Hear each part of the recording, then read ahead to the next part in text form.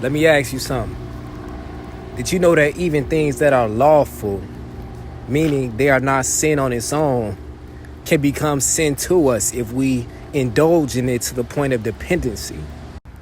See, certain things that we do or partake in may be lawful, but they can become a stumbling block if we indulge in it to the point where it becomes a crutch, or that we begin to depend on these things more than God intended for us to.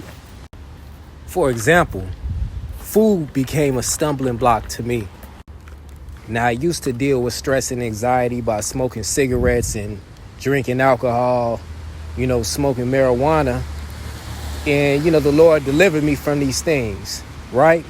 But even after that, I began to start overindulging in food, eating when I'm not hungry. And that caused problems because I was starting to feel sluggish. I was just eating too much. I was spending money that I didn't have on food just to try to numb the pain.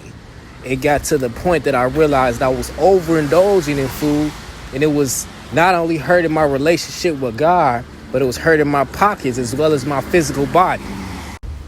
See, the thing about overindulging in food or any crutch is that they never really satisfy. It's only a temporary relief, a temporary pleasure. That once that feeling of fulfillment is gone, you will attempt to get that same result using the same method. And this becomes a cycle. And this cycle leads to overindulgence. And that's how something that is not sin can become a stumbling block in your life. Something that is not originally sin can become sin due to you abusing it. In 1 Corinthians chapter 6, verse 12, the Apostle Paul says that all things are lawful unto me, but all things are not expedient, meaning all things are not beneficial. All things are lawful for me, but I would not be brought under the power of any. So what he's saying is, even though something may be lawful, even though something may not be sin for you to partake in or do, that does not necessarily mean that it is beneficial for you, especially to the point where it becomes a crutch and you overindulge in it. Like in the second part of the verse, he says, all things are lawful for me, but I would not be brought under the power of any. See, when we begin to overindulge in these things and they become crutches and we depend on them to the point where we feel like we cannot operate without it, that's when we're being brought under the power of these things. And that's sin. That is when we depend on these things more than God, and that is sin.